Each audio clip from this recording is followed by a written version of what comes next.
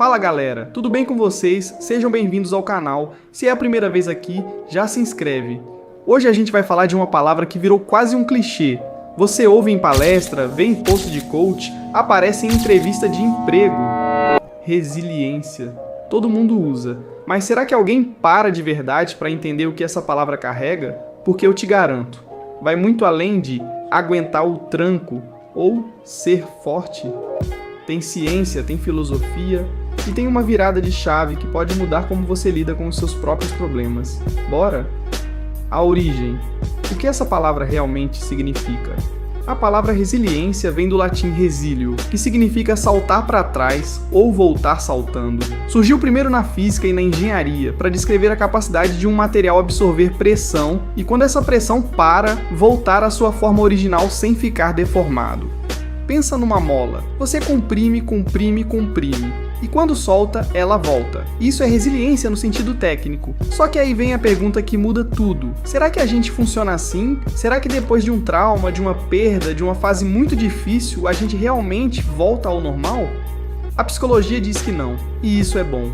Porque na psicologia, resiliência não é sobre voltar ao que você era antes. É sobre um processo ativo de superação e adaptação. Você passa pelo desafio, absorve o impacto e sai do outro lado diferente. Às vezes mais maduro, às vezes com uma cicatriz, às vezes com uma perspectiva completamente nova sobre a vida.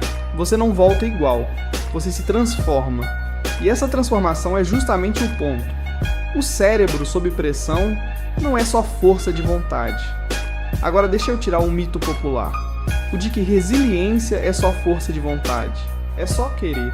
É só ter mentalidade. Não. Tem biologia acontecendo aqui e é importante entender isso. Quando a gente passa por uma situação estressante, uma demissão, um término, uma perda, qualquer coisa, o nosso corpo ativa um sistema chamado eixo HPA. Esse sistema libera cortisol, que é o famoso hormônio do estresse. E ele existe por um motivo. Ele prepara o seu corpo para reagir, para lutar, para se proteger. Isso é completamente normal e necessário. O problema é quando esse sistema fica ativado por tempo demais. Quando o estresse vira crônico, o cortisol em excesso começa a prejudicar o cérebro, especialmente o hipocampo, que está ligado à memória e à regulação emocional. E sabe o que diferencia as pessoas mais resilientes? Não é que elas não sentem estresse, é que elas conseguem fazer esse sistema voltar ao equilíbrio mais rápido. O cérebro se recupera, se reorganiza. E isso me leva para um conceito que eu acho incrível: a neuroplasticidade. O cérebro humano tem a capacidade de criar novas conexões, de se reorganizar diante dos desafios. Isso significa que você pode literalmente mudar o seu cérebro através das suas experiências, dos seus hábitos, da forma como você escolhe processar o que acontece com você. Isso não é papo motivacional, é neurociência comprovada. O seu cérebro é mais maleável do que você imagina. Viktor Frankl, a parte que vai te fazer parar para pensar. Agora a gente entra na parte filosófica, e eu preciso que você preste atenção nessa história porque ela é pesada. Viktor Frankl era um psiquiatra austríaco, judeu. Foi preso pelos nazistas e passou por campos de concentração, incluindo Auschwitz. Perdeu a esposa, perdeu parte da família, viveu o pior que um ser humano pode viver e saiu de lá com uma conclusão que mudou a psicologia moderna. A maior força humana não é buscar o prazer, não é fugir da dor, não é alcançar o sucesso, é encontrar um sentido na existência, mesmo dentro do sofrimento. Ele escreveu um livro chamado Em Busca de Sentido, e tem uma frase dele que ficou marcada para mim.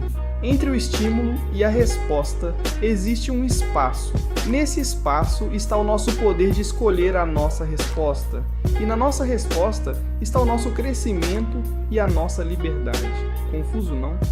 Pensa nisso. Você não controla tudo o que acontece com você, mas você tem controle sobre o que você faz com o que acontece. Essa escolha, essa pequena janela entre o que te atinge e como você reage, é onde mora a resiliência mais profunda. Não é negar a dor, não é fingir que está tudo bem, é decidir conscientemente o que você faz com ela. Ser resiliente não é ser robô. Esse erro é mais comum do que parece. Preciso falar sobre isso porque eu vejo muita gente confundindo resiliência com supressão emocional, com aquela postura de não vou demonstrar fraqueza, não vou chorar, vou engolir e seguir em frente. Isso não é resiliência, isso é repressão, E repressão tem custo alto lá na frente, ser resiliente é sentir e não ser dominado pelo que sente. Tem uma diferença enorme aí. Você pode sentir raiva, tristeza, medo, insegurança. Tudo isso é válido, tudo isso é humano. O ponto é não deixar que essas emoções tomem o volante e dirijam a sua vida para um lugar que você não quer ir. Tem 3 pilares que aparecem muito quando a gente estuda resiliência na prática. O primeiro é a regulação emocional, a capacidade de sentir as emoções sem ser engolido por elas, não reprimir, mas também não explodir, processar. O segundo é a autoconfiança, não aquela confiança arrogante de achar que nada vai te derrubar, mas a crença real de que você tem capacidade de atravessar esse momento, mesmo sem saber exatamente como ainda. E o terceiro é a tolerância à frustração, que é talvez o mais difícil de todos.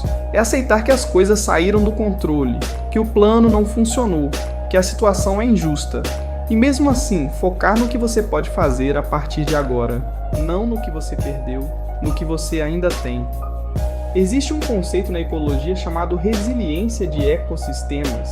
Basicamente, quando uma floresta sofre um incêndio, ela não some, ela se reorganiza. Algumas espécies morrem, outras surgem, o solo se renova e depois de um tempo aquela floresta volta, diferente, mais viva, às vezes até mais rica em diversidade do que era antes. A gente funciona assim também. Você já passou por uma fase muito difícil e, olhando para trás, percebeu que aquilo te ensinou algo que você não aprenderia de outro jeito? Que te apresentou uma versão de você mesmo que você não sabia que existia? É isso, não é romantizar o sofrimento. Ninguém precisa sofrer para crescer, mas quando o sofrimento chega, e ele chega para todo mundo, a resiliência é o que determina o que você faz com ele.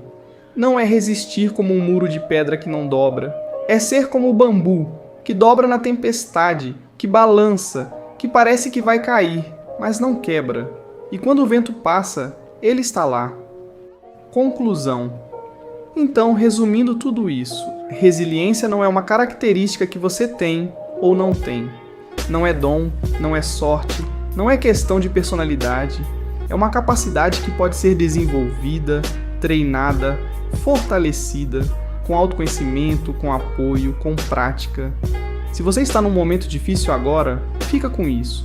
Você não precisa ter todas as respostas. Você não precisa estar bem o tempo todo. Você só precisa continuar.